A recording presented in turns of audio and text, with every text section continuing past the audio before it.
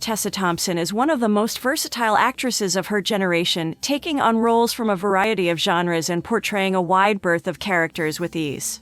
To this day, however, not many may know exactly how she got introduced to show business. So, if you're still unfamiliar with this budding starlet who's just gaining more and more fame and acclaim, now's the time to get to know her a little better. Here are 10 facts you probably didn't know about Tessa Thompson.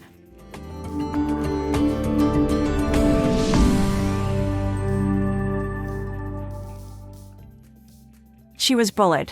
Tessa Lynn Thompson was born on October 3, 1983.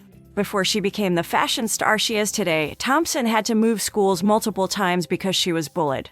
She told Net-a-Porter, "One school in particular was really racist, and I was having a lot of trouble with being bullied. Kids just make do, they're pretty resilient, but my mom really wasn't okay with it." She studied cultural anthropology in college. After graduating from high school, Thompson found herself studying cultural anthropology at Santa Monica College and waiting on tables in her spare time. She then made preparations to transfer to the University of California, where she planned to study law. As she later told Backstage, she had always considered acting to be more of a hobby to be done in her spare time than a realistic career path, so she appeared in plays on the side of her studies. However, her plans for the future changed when she happened to come across an all-female Shakespeare company, the Los Angeles Women's Shakespeare Company, where she began interning and acting, and the rest, of course, is history. She got her start in theater. Once Thompson joined the Los Angeles Women's Shakespeare Company, everything soon fell into place. Her first role was Ariel in a production of The Tempest, and then she went on to play Juliet in the theater at Boston Court's Romeo and Juliet, Antebellum New Orleans, 1836. Her early stage work paved the way for her screen career that followed. She told Backstage, "I can sort of trace all of the early things that happened in my career to theater. There are tons of people around the country, around the world, who are doing plays and things in their hometown, it's just that their hometown is not Los Angeles, California." To this day, Thompson continues to hold a soft spot for her theatrical roots. As she explained to Issue magazine, "I always grew up doing theater and I wanted to be on Broadway. So I still get involved in Ella Theater and celebrate it and go to shows." Her breakthrough role. 3 years after making her stage debut, Thompson landed her first TV gig in a single episode of 2005's Cold Case before scored her first recurring role, the hit TV series Veronica Mars. She broke through into mainstream audiences with the films Mississippi Damned and For Colored Girls, two films that depict the everyday life and struggles of Black women in America. In 2014, she got one of her most important roles to date in Justin Simien's 2014 dark comedy, Dear White People. For Thompson, the role became a crucial jumping-off point for her future work. She explained to The Guardian, "The film itself was an indictment of Hollywood in a way, of the opportunities that people of color are presented with." After the film was released, it led to more interesting projects. As she told Issue magazine, the director Ryan Coogler and his co-writer Aaron Covington saw her in the project and later cast her in Creed. She's also a musician. Seriously, there is nothing this girl can't do. A talented singer and songwriter, Thompson has worked with several different musical acts, including the Los Angeles-based Caught a Ghost, which served as her main musical outlet throughout her film and television career. Working with co-creator Jesse Nolan, the pair released their debut album in 2014, citing everything from soul to hip-hop as their influences. Thompson's music has also appeared in her other works, notably the Creed franchise. In the first film, she contributed several tunes to the soundtrack, including Shed You, and she followed that up in the sequel with even more music, including one song titled Time Tick.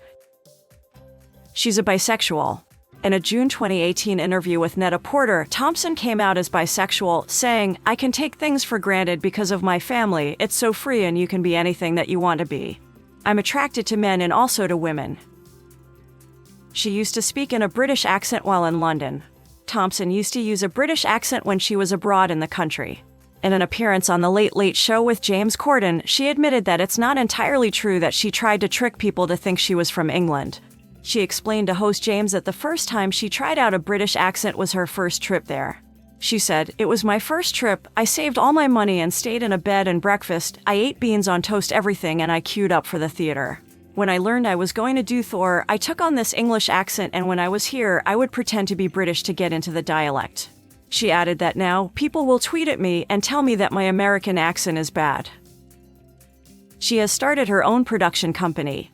Her career saw a significant change in 2021 when she launched her production company, Viva Mod. She hopes it will give other women of color the confidence to start their own companies as they are underrepresented in this area of the industry. She told Galdem, "It's something that I've wanted to do for some years.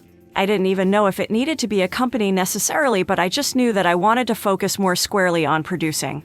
She feels holding this position will enable her to create spaces for so many different kinds of Black women, because we are not a monolith to be seen on screen, and I do feel really conscious that some Black women don't see themselves in me.